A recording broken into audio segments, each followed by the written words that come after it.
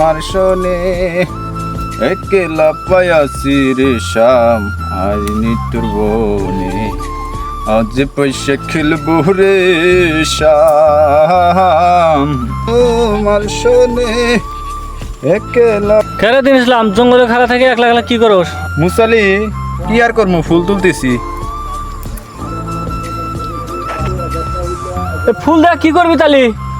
ফুল দিয়ে কি করবো তুমি জানো না?